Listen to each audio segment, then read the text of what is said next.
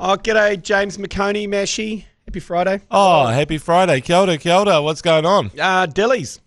So many such dilly chat. I mean, we did the predicted dilly before the All Blacks series, which is dangerously accurate. And all of a sudden, there's dillies flying everywhere. Have you been doing stuff with the sex therapist I've seen here? Yeah. Morgan Penn. Yeah, good content. She collabs with a few people around NZME, doesn't she? Yeah. She's recently been on the Paid to Talk podcast with Lee and Matt Ward. That's right, I heard that one. Where two uncomfortably middle-aged men try and talk sex with her. I was really hoping that Lee, because he seems to me like he'd be into some freaky shit, that he would actually reveal a bit more, but he was just totally in character. Yeah. So it was a bit disappointing for me because I've known him a long time, but I don't know about his, I guess, ways in the bedroom. Yeah, his sexual preferences. Yeah, I don't know anything, but I was really looking forward to finding that out. Well, you're hoping for an hour of just like an honest, earnest sexual counselling raw, session. honest chat. Exactly. Yeah. Well, okay. Speaking of raw and honest, I grab a raw, honest turkey and then speed cook it, roll it in olive oil. It's expensive now, though. So expensive olive oil. So, I mean, everyone's on about butter, but olive oil, holy shit. Yeah, you're right about that. Are you boys cooking with olive oil? I've moved to canola now. Oh, yeah. Have you given up? Yeah, I've given up. The Italians can get fucked. Wow. It's too overpriced. That's the only part of my Mediterranean diet is the olive oil. I also did go to Costco and buy 12 1 kg butter blocks, though. Oh, yes, Costco's the place. Do you know about that, Mash? I've never been to Costco, no. Go. It's way out west, way out west. It feels like the type of thing that you'd sign up to just so you could entertain the kids for an afternoon. Correct. It's one of those, like, heaps of tasters there. Oh, is it hot dogs are $1 or something? Yeah, every school holidays I take the kids. this is again. Costco kids. Yeah, they love it. If I went there, I'd buy so many snacks. But you can't buy a snack. You buy basically 5 kgs of snacks. This is the issue. But the hot dogs you're allowed to because they're sort of part of the experience. Yeah. Right. A bit like in IKEA, you can buy the meatballs. Oh. And with the hot dog, they're like $1 or something. But then you get a Coke for $1.50 and it's bottomless. So the 13-year-old basically was like Mo. Like Homer at Mo's bar. Or was it Barney? Barney at Mo's bar. He just had his mouth under the tap going...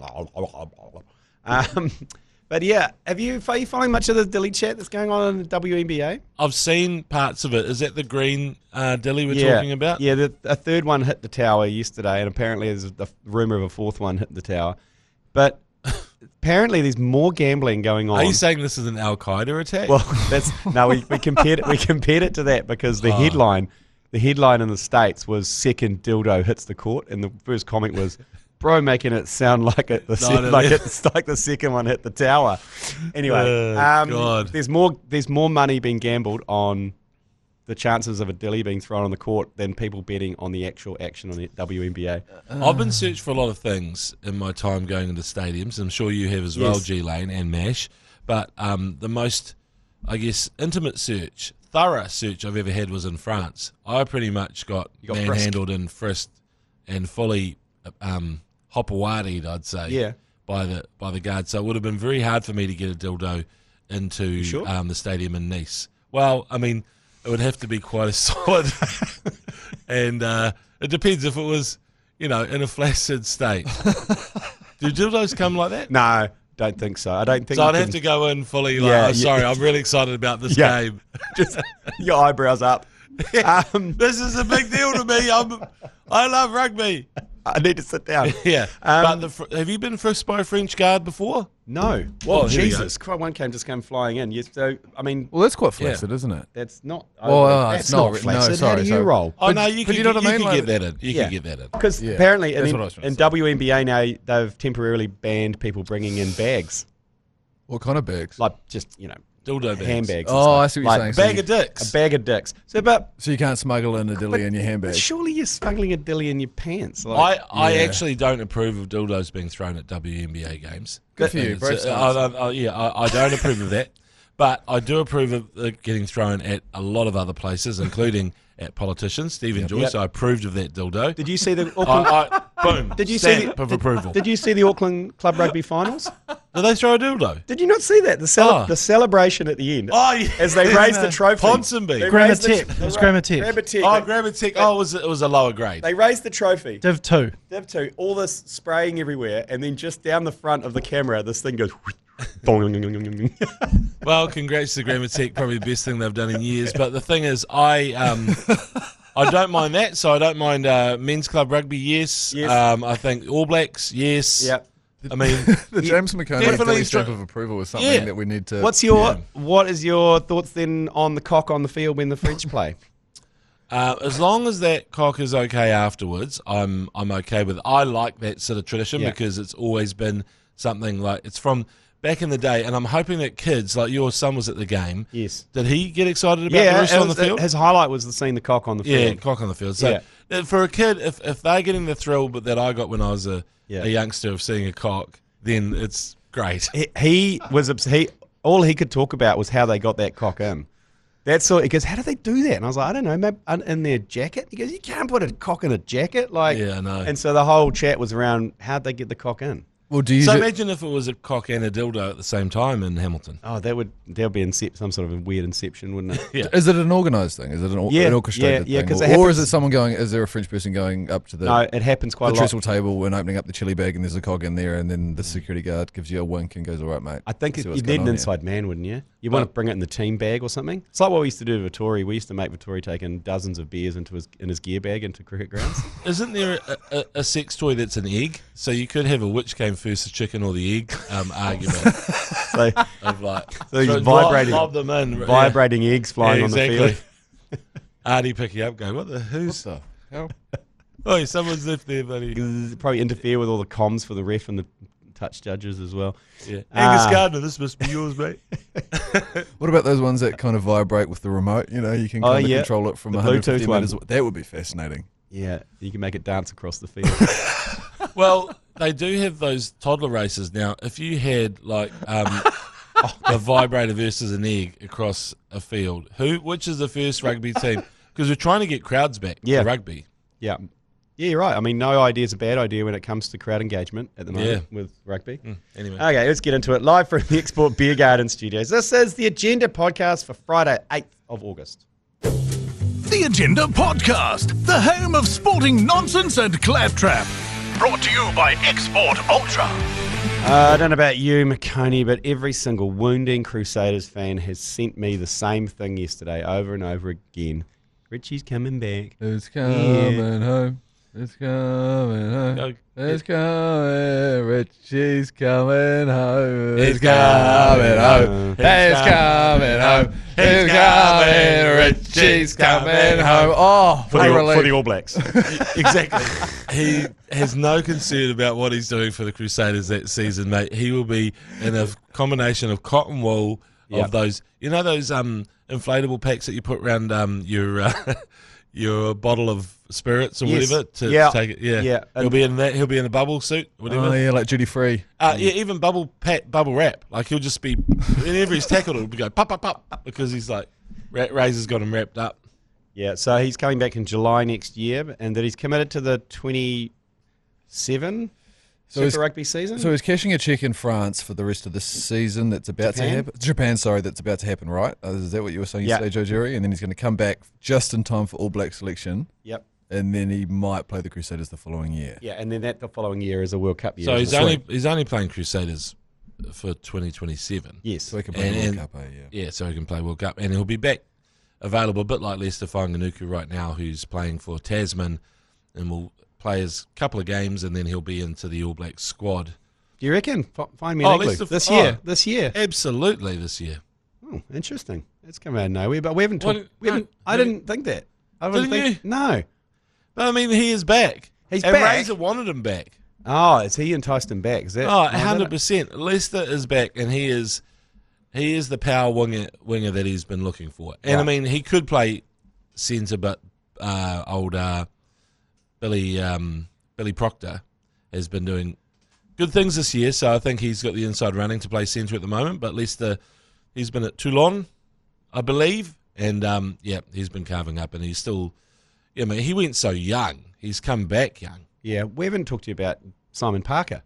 Wow, I know, amazing. Yeah, I mean, we were picking him. I was picking him early. You, G Lane, you rubbished me. I did rubbish you. I think you said it within the first 5 or 6 rounds of Super Rugby. Yeah. He's my dark horse. Yeah.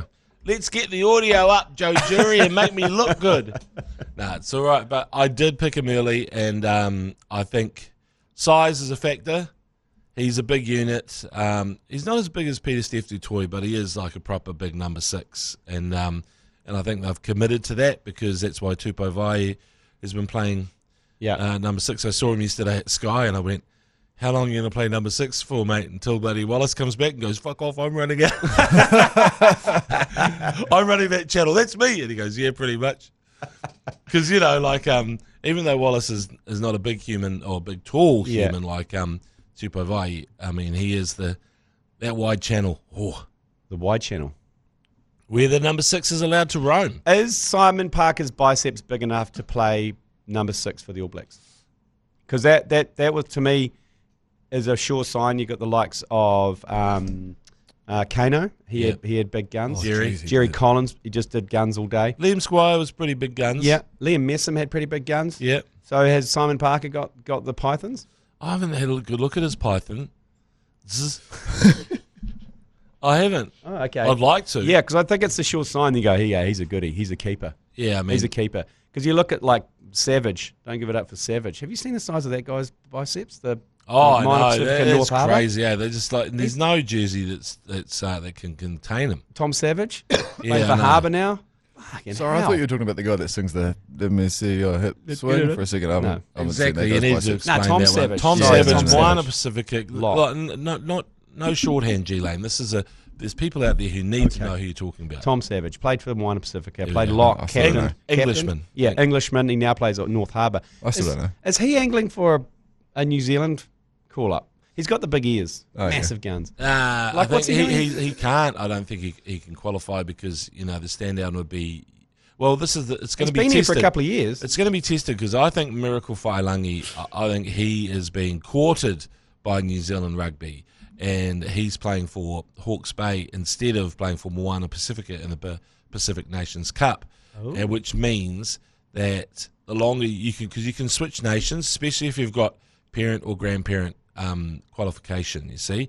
So it's going to be tough for Miracle Whailangi because he is from Samoa. I presume his parents and grandparents are from out there. But one thing that hasn't been tested is the stand-down period. You know how, for example, you can just go to another country and play like James Lowe or Jamison Gibson Park. There's no grandparent shit going on, or Bundy Aki. But I'm not sure but if you can switch nations and have the stand-down. That hasn't been tested properly, I don't think. Right. You know what I'm saying? Yeah. So you're saying that if, say Miracle Whailangi gets picked at the end of your tour. Well, he wouldn't qualify. The Northern Tour. You got to stand down 3 years. Oh, actually, maybe he would. Yeah, the last time he played might have been Rugby World Cup. I'm just not sure when he last played for Samoa. That's all. Right. Okay. A couple of weeks ago when we were doing the commentary down in Hamilton, McOnie, you debuted a theory or a conspiracy around your concerns for the amount of Chiefs in the All Blacks lineup. Is that still a concern for you? 15. And do you think that Razor is in fact tanking, maybe intentionally, to just kind of besmirch the name of the Chiefs? Do you know what? I'm giving Razor a pass now because by continuing on and understanding that Simon Parker was worth an All Blacks jersey and Leroy Carter was the most exciting thing in Super Rugby, I think we can safely say that Razor is operating solely with his rugby brain, which is amazing. He's got an amazing rugby brain. But there at one point I was thinking, he's definitely got a strong Satyrs brain though. Can you feel it? Yeah, I mean, you can. Lester Fainganuku, Richie Mo'unga. Yeah. The Satyrs brain is strong, but right now rugby brain has taken over. Well, that's good. When that squad got announced and we counted up 15, including the wider injury cover with Leroy Carter, and I counted 15 Chiefs, I kind of said it just, I said, 15 Chiefs. And the POS over here, Joe Jury, Crusade, he goes, like bitterly goes, hope they get Is that injured. person of size or piece of shit? Piece of shit. Okay. And he goes, hope they get injured. Yeah, exactly. Classic Crusaders. I know. And I mean, my theory of too many Chiefs, not enough Ethans, which is what they're operating, because Ethan Blackhead is still waiting. I saw him play the other day for Tasman, and he didn't look great. Who? Blackadder? Blackadder played. Well, none of Tasman did. They got smashed by Bay of Plenty. They did. They got owned. But what a team they put out, though. Holy shit, there's some stars in that team. And the Nelson And the Nelson Raiders. And so they had they had both Havillies. They had Finley Christie, was he playing? No, he has. No, he had a rest because he was getting called up to the All Blacks. But Mitchell Drumstick was in for him, so there was nothing wrong with that. And then they had Tavatavanawa was playing. Yeah. And Ethan Blackadder, Quentin Strange, I think Shalfoon the Baboon was playing. Jesus. Yeah, I mean, like it was a pretty legit team. Joe Jury, as a Crusaders fan, will be going, we're just giving it the chef's kiss. Tasman, and they got absolutely spanked in Tauranga. Just like a classic Crusaders season, you don't win the competition at the start, you win it at the end. Shut up. Yeah. Shut up. Okay, we got a Joe Jury. Okay. Cricket last night, the second test in Bulawayo. By the way, we still haven't heard from our German Winton wounder. Oh, no. So I'm worried about him. Have we not? We heard about him from day one, and then we said, go out in Bulawayo and tell us what the nightlife's like, and we haven't heard from him. Before we go to cricket, can I just say that Richie Mo'unga coming back must be a bit of a dick shrinker for Beauden Barrett and Damian McKenzie. I was going to ask this. Imagine like if G Lane said to you, "Hey, Manai Stewart's coming back." I mean, are you feeling, if you said to me, if he still had a job, he'd be fine with it because he'd go, I swear I can do half the work. Yeah. Actually, bad no. example. 3/4 of the work. Because I Manai wouldn't do a full half. He'd do a quarter. Well, what if you said to me, "Hey, look, I really like commentating with you, but apparently Scotty J. Stevenson's become available. He's finished up his duties as fill-in breakfast host at TVNZ.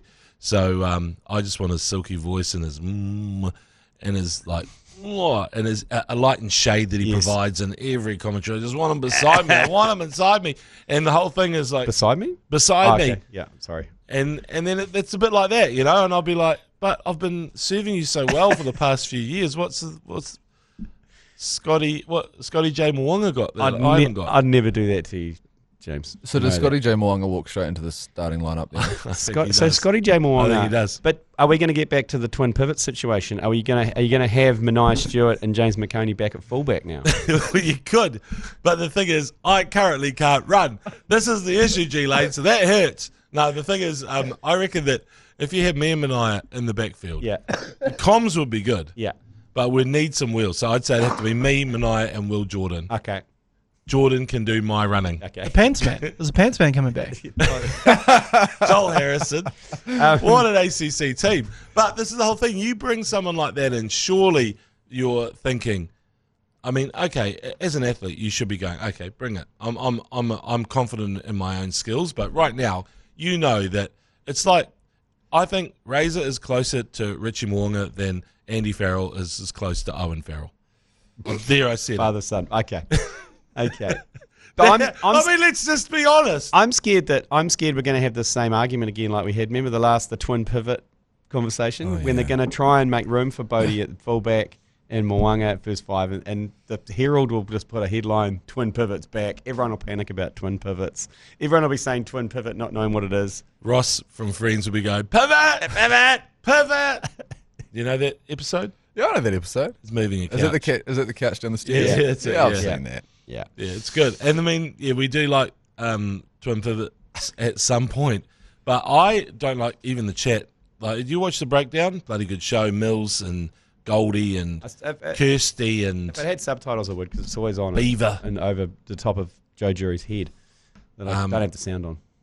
But there was a bit of chat saying, "Oh, Will Jordan is better served at wing for the All Blacks just currently," and I was like, I was shouting at the TV, going, "No, not on my watch, boys." And so I'm gonna. Did you get on the chat? Did you get on the? I'm in the chat. Breakdown chat. They ignore me a lot. Are you in the breakdown chat? Can we just send something massively inappropriate on the just a picture of classic a picture of you going to the hilt on that on the dildo and sending it to the group.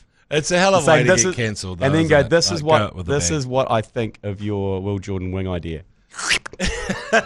He is such a good fullback right now, and the thing is, he can operate as a pivot when needed. Like, you look at his season for the Crusaders, he was everything to them. Best player in New Zealand, Will Jordan. Yeah, he won us the final. He did. He did. Absolutely, he did. So we'll just brush over the cricket slightly. Oh, sorry, but cricket. I mean, they're not that good, are they? Oh, No, no, they're terrible. No. Bowled out for 125. Mr. Darcy, he's doing a job. He's got another 5-wicket bag. Good on him, Mr. Darcy. Yeah, beautiful looking man. Zach Folks on debut got a 4-fer as well. 3 pace bowlers debuted. I don't know if they had a record. Has Zach Folks got the same mouth as Lovely Trinity? He's got quite a small head. Is it the head that I'm kind of? Oh, you're right. There's something kind of small. But nah, Nathan Fisher. Is it Nathan Fisher? Is that his actual? I don't know. No, is he Matt? Matt Fisher. I don't know. I just put Nathan Fisher. Yeah, Nathan Felder. I think that was on my mind. It's Matt Fisher. He's a Tokoroa. Well, technically, his dad is a lawyer down in Tokoroa, but I was just thinking, Tokoroa is an amazing town for sports stars. They just keep on coming. Yeah. You go back to Bernie Fraser, Walter Little, Kevin Mialamu, Richard Kahui, Maria Tutaia. Who's the Aussie first 5 that everyone hated? Quade Cooper. Yeah. There's another one. Who was the guy we went over to? We played for the Crusaders and went to Scotland. Sean Maitland. Kendrick Lynn. Is he from Tokoroa? Yeah, well, he's a farmer from around Tokoroa. Like Whakamaru kind of way. Heaps of Black Ferns are there, Victoria Edmond. There's lots of stars of sport, but then I was thinking, a cricketer? This might be the first. Yeah. So only 14,000 people on Matt Tokoroa Fisher. as well. He got a wicket too. Okay. On debut, just the single one. And my prediction of the Duff man, Jacob Duffy, getting a few wickets didn't quite pan out. No. But he made his debut on the field as a night watchman. How did he get on? Did he stay in? He stayed in. I think we're one down for 174. In response there, 125. So we'll no doubt score 1 billion, and then I'll get bowled out for 100 again. And thank Christ that series will be over. Now, Matt Fisher, is he a St Paul's boy or is he a St Peter's boy? St Paul's. He is, isn't he? Yeah, you're right with that? You okay with that? Yeah. If you got your bingo card, if you got your bingo card at home and mentioning of St Paul's or schools, tick it off. There it is. Ding, ding, ding, ding, ding. Bingo. Samasoni Tokiaho, Poshkit. Valence Tafare, Poshkit. The P word's always very closely followed by a St Paul's mention. Okay, we'll go on that. We'll take a quick break. We'll be back we need to pick your brain around this World Rugby carry on, James McOnie. Oh yeah, shit. So what the fuck is R360? It's a sex move that Lee Hart invented. Was that on the potty? Yeah. Is that on his page It's to talk? Root Seat 360.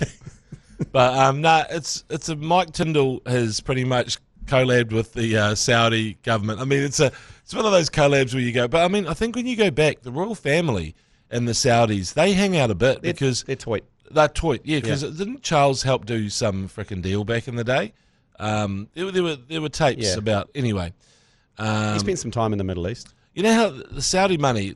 This is the crazy thing because it's considered pretty dirty money because of the human rights record and stuff. But I was thinking, if you're getting sponsored by them, just with the signage, just obscure the S and it looks like you're sponsored by Audi. Yeah, it's not bad. Yeah. So if you just bend it around the corner of the car or something, exactly. or around the corner of the shirt. This is just Audi money. What are you talking about? And they sort of the Germans.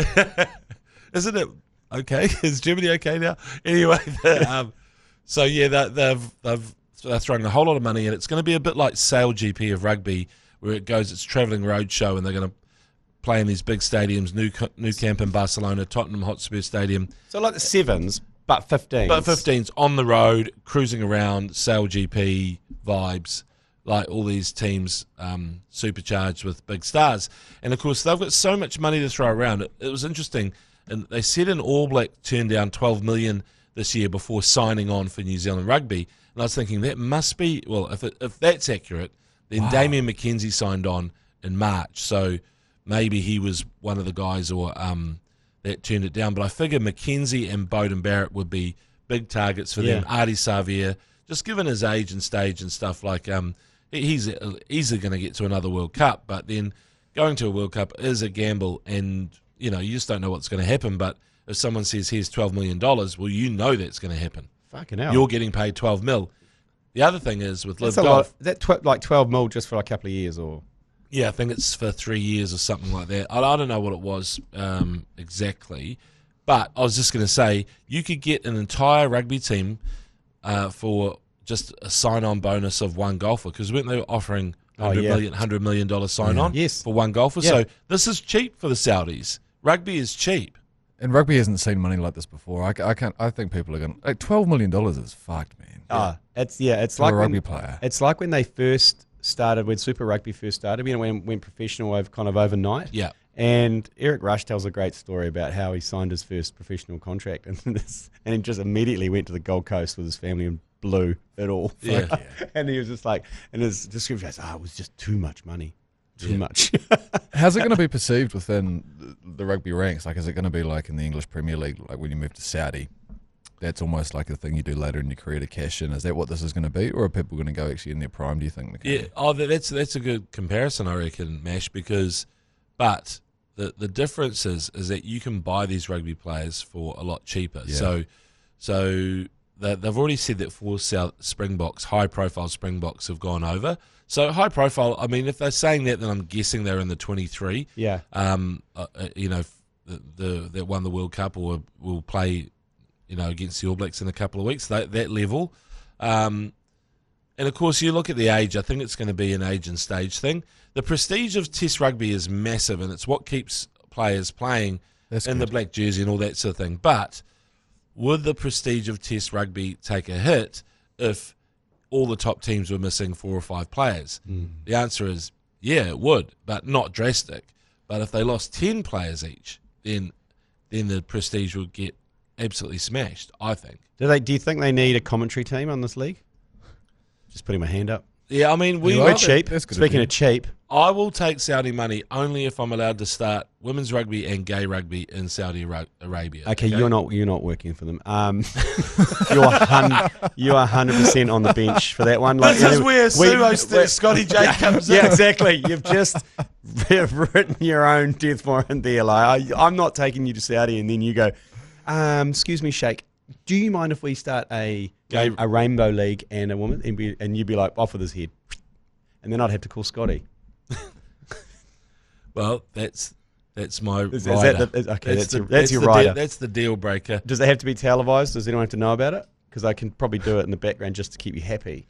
Yeah, but how funny is it that, like, New Zealand Rugby was and the Players Association were having a big scrap about Silver Lake money, and it's like, the Saudis going, I'll see your Silver Lake and raise you a golden desert, bitch, because we got more money than, Silver Lake, ooh, scary, oh, I've got 15 million.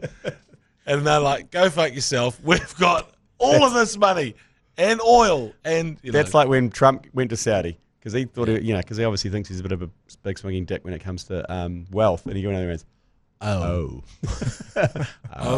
this is where the Picassos are. Oh, right. Okay. Yeah.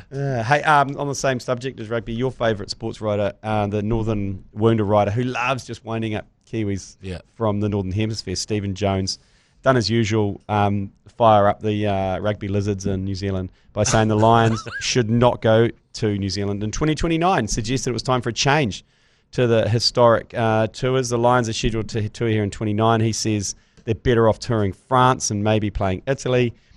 He believes then that maybe they could tour New Zealand in 2033. Oh yeah, good on him. Sounds like a real GC. He's the original troll. It's such a nothing take that. He's a keyboard warrior, well-paid keyboard warrior, really, because his articles have been coming to New Zealand. They even made a urinal in Queenstown with out of his face, so you could piss in his mouth. Really, he probably weirdly. Well, strangely, how do they know he doesn't like that? I don't know. He needs to go on a sex chat with Lee Hart and Morgan Penn find it all out. Sex chat with Lee Hart. Well, I was so tuned in for that. By the way, people are still willing to take the Saudi money, and they turn a blind eye to the human rights thing. I was wondering, is human rights not enough? Do they need to? If they treated dogs badly, would people care? Maybe more. Yeah, I think they would. Cats, don't go near cats. If they mistreat cats, I think if the Saudis were mean to dogs, there'd be more of an uproar. Not a lot of dogs in the Middle East. They don't like dogs. Exactly. Where are they? Well, they don't even have them. They're too furry for the Middle East. They don't like dance. It gets too hot. Yeah, heaps of cats though. Quite a few cats. You couldn't have a husky in Riyadh. No. No. No, you couldn't. But Sounds like the start of that's the title of a movie. No huskies. But that's one way to really get people's attention on social media. What, they did this? What, to a dog? They made a dog dance on hot plate. Now we care. Oh, and humans, yes, yeah. Which ones? Too. Oh, the woman. No, okay. It was the Qatar. It was the Qatar World Cup, wasn't it? The Football World Cup that was the most hilarious of that, because we were so worried for so long about knocking down houses for stadiums, and the moment the tournament started, it wasn't the houses. We were like, oh shit, this is a fucking. It was the tournament. workers falling off the stadiums by the hundreds. Yeah, I know. I think this is a sad thing. That is a sad story. That there needs to be a documentary and an investigation by Jeff Tuvey. I want to see a Jeff Tuvey documentary on Qatari stadiums. No, they've moved on now. They've moved on. But this is the thing. The next one's going to be in Saudi. On. So they just Saudi stadiums. Yeah. Saudi stadiums is the next one. I'm never going to get that Saudi money. Yeah. Well. I'm on that ACC money. Yeah. One. Well, you're not going to get a pay rise if you keep bagging out the Saudis and wanting this Rainbow League. Man. Yeah. Anyway, take a quick break. We've got some yours, please. Visit Saudi. Yeah. I'm not sure that's going to be part of their campaign. You holding a pink dilly saying visit Saudi. Stick around, James. We've got 6 yours, pleases to get through. Yours, please. Brought to you by Export Ultra. That adds a new definition or meaning to the phrase cockpit, didn't it? Yeah, so this is the sound of the... Well, you didn't really... It wasn't as good. No, that wasn't as good as the first one, was it? Righto, first one, yours, please. Can you stop waving that around? Morning, gents. Just weighing in on the Black Clash. I think we're overthinking it a bit. So I think the first part of call would be Finn Caddie to open the batting. G Lane down the other end. And I think for the imports, if we're thinking of the two best ball-striking hybrid off-field, on-field athletes, would have to go John Daly and Tiger Woods. They'd come in to round out the innings, John Daly and bare feet. Cheers, boys. Tiger Woods hanging off the back of a cricket bat. Oh, shit, I wouldn't mind seeing someone like that. Actually, do you know what? Ryan Fox would play in the Black Clash, if you ask him nicely. And Mitch Barnett is a good cricketer. Mitch Barnett, from the Warriors, the co-captain. Big old State of Origin prop. Foxy's he's not a bad shout. Is Mitch Barnett really a good cricketer? Yeah, he's a massive cricketer from back in the day. I wouldn't have thought there'd be a massive overlap or crossover in those two codes. Mate, the Aussies they're all or they play league and cricket. Sorry, my bad. Is it back in the mount this year? Yes. Or what I about? believe so. How about Blake Ashford from League Lounge? He's he's the Richie McCaw lookalike. He has. He's got the Richie McCaw here, hasn't he? Does he play cricket? Yeah, he played cricket back in the days. They all did. They all played in that Sydney competition where everyone go. You take the field and they call you cunt straight away. Yeah. It's like that's pretty much what they do. Team rugby needs them. Sorry if you're they driving need with them. your kids. No one listens to this with the kids. If they do, shame on you. Yeah, that's on them. No, he's a good man, Blake Ashford. By the way, he would be a good asset for team rugby because they need all the help they can get. Yeah, I reckon get Blake, and then if you get Blake, you might be able to. Because Mitch Barnett would probably want to play. But then, who knows? They're running up sand dunes and shit at that time of year. Yeah, he's also probably an Aussie. They all go home, don't they, for the summer? No, he's wise. I mean, he'd be back in town. I mean, when is it? End of Jan, right? Yeah, kind of mid-end of Jan, yeah. Yeah. Ace should be able to get, though. I'm going to sign him up for you. No, well, great. That'd be good. And I'll get on to Foxy. But also, we were just tabling whether we should have crowd involvement after that baseball team got the fan on who hit the home run. From what were the Pickles they were called? Yeah, the Pirate Pickles, the Pittsburgh, Portland Pickles. Portland Pickles. A minor league team. So was that a stitch up was set up? Because I mean, he looked very good. I know, but what we want to do is get someone from the party zone, the ACC Export Party Zone, to field for 1 over per innings. So they come on just for 1 over. No.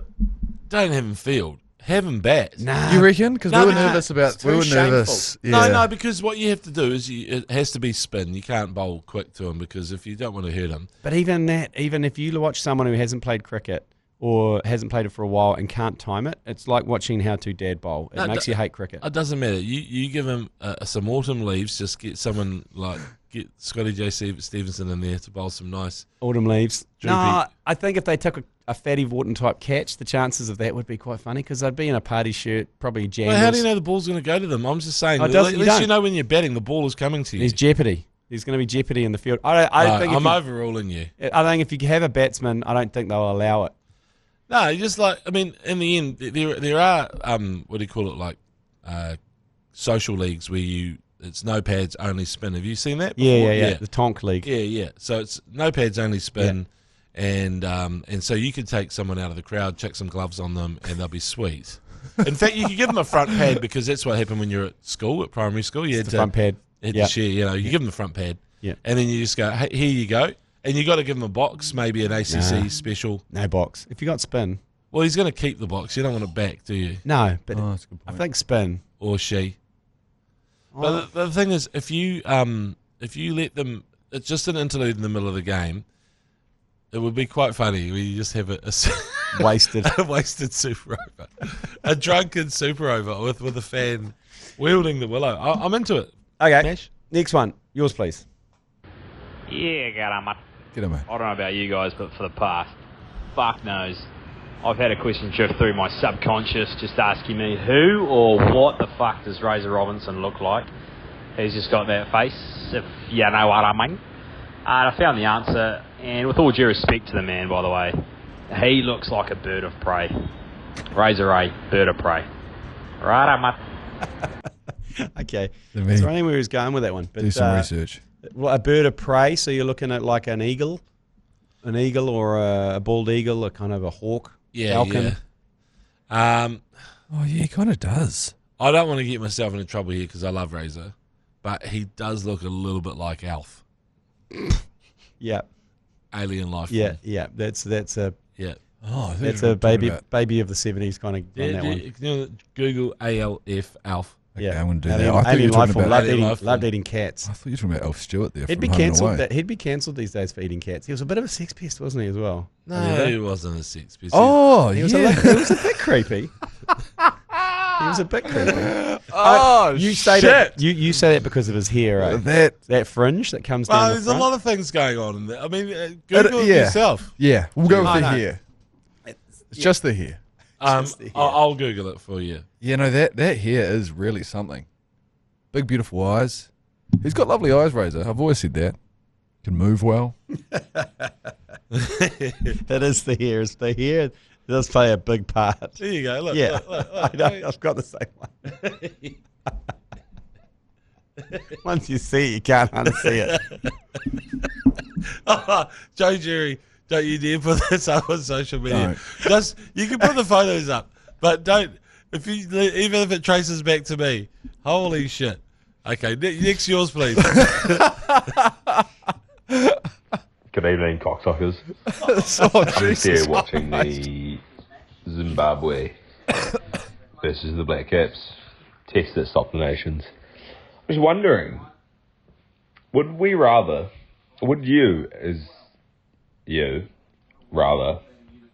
score 250 versus Zimbabwe or take a 10-wicket bag against Zimbabwe? Interesting question. I'd take the 10 wickets, I think. Yep. Yeah. I don't know. I think they're a bit harder to get maybe than a 10 wickets in an innings or in a game. I thought he was going to say a hard-fought 50. I thought he was going to say a hard-fought 50 against Australia or something like that. Yeah, same. You know? Because 10 wickets in an innings is only something only 4 people have ever done, ever. Yeah. Because it's kind of the shooting fish in a barrel. Choose your barrel, you know? It was one of the best nights of my life when AJ's got his 10 for in India. I think it's a 10 for or 403, which would beat Brian Lara's I don't know record. if that was because it was against India. So, but anyway, sorry. Yeah, I'll go the 10 for because that's your game then. Did he say 10 in an innings? Yeah. Oh, right. So, okay, that means, you go up on a very, it's rarefied air. You'd take that. Sorry, I thought he just meant 10 wicket overall. No, in an innings or In an 250 innings. runs. Or would you do? No, you'd take that because you go in there with Jim Laker and AJ's and the few people Anil that have done Kumble. it. Yeah, and Anil. Yeah. Did you? No. So what if we upped it to the world record of runs then? So it was 403. That's a different So question. you beat Brian Lara, you become the highest Test individual score ever of all time. No, you're asking too much there. I think it needs to be triple century, doesn't it? Wow. But you're not really in a rarefied air there, are you? There's a lot of triple centuries out there. Okay, you're saying goat, but yeah, I mean... Yeah, I'm still going the Tenfer. Are you? I still am going the Tenfer on that, but also because I can't bowl. Also, I think if you looked at the 10 for against Zimbabwe, okay, it's good. But you looked at the 400 runs against Zimbabwe again. I think there's a better after-dinner speech in 10 wickets than there is in 300 or 400 runs against Zimbabwe, you know? You're thinking about your a career afterwards. Yeah, I think you're gonna dine out better on a 10 wicket. Like that's the thing. AJ's after dinner speech is sorted for life. 10 wickets against India over there with Indians probably sledging him or claiming him or whatever it was is pretty cool. Wasn't it in Mumbai as well where he was born? Yeah, no, I mean it's just awesome, mate. The storylines just they write themselves, and so AJ's no matter what he does is always going to be able to have that. Right. Even though he's barely played a frickin' test in New Zealand. Which is a travesty. And also, why don't they get him to roll his arm over in Zimbabwe, for fuck's sake? He's with the group. Yeah. Next one, yours, please. Yeah, hey fellas, me again. Hey, are you guys doing any giveaways for these undies? In the summertime, I get a mean chafe, and then have to spread the legs and do the old waddles. Same. And have they got the little nut pouch where you tuck your nuts into? Is that what the anti-chafing technology is? Or nut pouch. You guys really need to get your sponsors on board and share the love. It's not fair.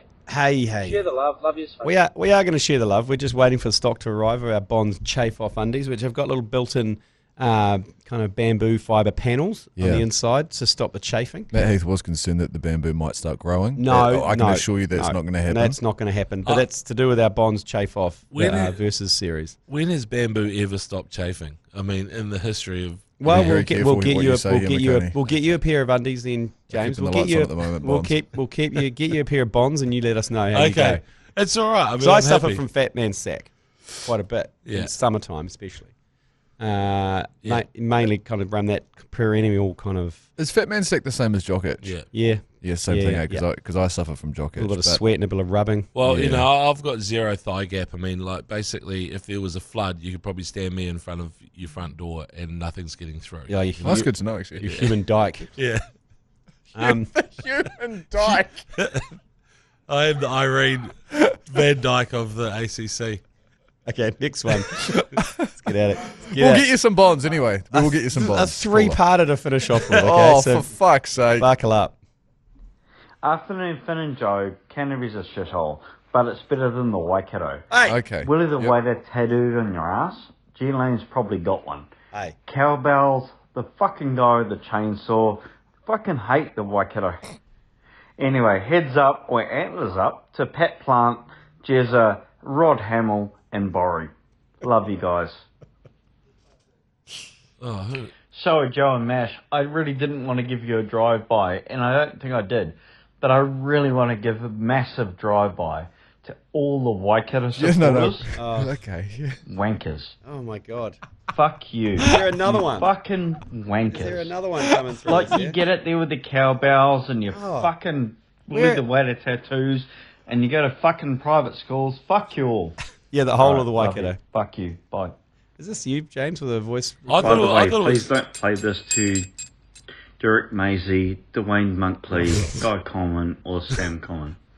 Yeah. There's some deep cuts in there. There's some deep cuts. It's a very deep cut. That's a St. Paul's related one. Rob Hamill. Yeah, they're all St. Paul's How teachers. do you say it's me? He's teeing off on people from the Waikato. I mean, I don't care that you went to some fancy school with your high fees.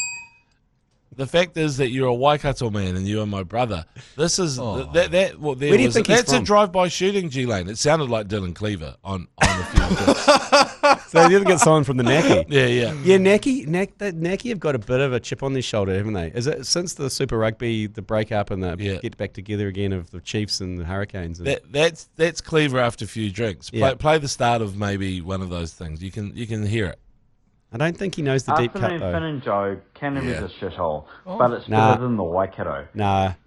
He would. I don't know. It's someone who's obviously. There's a couple of names in there that I feel like of his close personal friends. I feel like that person there may be a victim to an erection inspection at boarding school at St. Paul's and is just seeking revenge with a drive-by. Yeah, maybe baggage. You okay, Cleaver's off the hook. Decades of baggage. Yeah. Okay. What a great three-parter to finish the week with. Thank you, Joe. I got to be honest, I'm not sure how I feel about three-parters. No more three. Joe Jury from the corner there is just going, no more three-parters. Well, get your abuse out and then piss off. That guy there has ruined the three-parter for all of you. I'm sorry. So you blame it on him. It's his fault. A blanket no three-parter rule. Two-parter's fine. Two-parter, it's a minute. If you can't fine. get out what you can say in a minute, then you're struggling. Yeah, okay, you just come back. I mean, the second one was pretty much the same as the first one. Yeah. I think what happened is he forgot that he sent the first one. Oh. And then he resent the... Right. Resent So the Dylan second one. Cleaver, he's cashed that check after doing the Bonds versus series with us, and he's gone home, picked up a bottle of rosé, and then... I don't know. He forgot that he's come on and abused There's us. too many deep cuts in there because Guy Coleman and Derek Maisie played for Waikato. Yeah, someone who knows their stuff. Yes. Someone who knows his stuff. Hooker and first five. So he's someone who's deeply ingrained in the Waikato, but something happened to him. There'll be someone listening that will know who that is. So if you could snitch on your mate, I'd appreciate it. It could be a Bay of Plenty as well. I feel it could be a Bay of Plenty, maybe Hawke's Bay somewhere. Mark Kelly? Yeah. Oh. No, it's not Mark Kelly. Can we but trace Mark him? Kelly will know. People will not leave yours, please, if they know they can be traced. That's like famously when we had iHeartradio, and there used to be a function in iHeartradio, and by the way, we don't have it anymore because of this. It would isolate every single. You could see exactly where in New Zealand people were listening, so it would pick up their signal. And I stupidly showed it to Jason Hoyt, who then immediately went on air and told, bleated an address of someone who was listening, their exact address. No. What? No. So that function got immediately removed. It was a great heat map. You could see where everyone was listening, and we still look at it when the cricket was on, and like the CBDs of towns, it was just everyone at work at their desk listening, no one doing any work. But yeah, that was... Woody J decided to zone in so on lucky listener. We threw a grenade at the heat map. Yeah, massive grenade. So we can't track you down the yours, please. It's totally anonymous if you choose to be anonymous, but we will find you. Especially you fucking Mulu hating piece of shit. I reckon. You've been listening to the ACC's Agenda podcast, brought to you by Export Ultra. For more episodes, like and follow on iHeartradio or wherever you get your podcasts.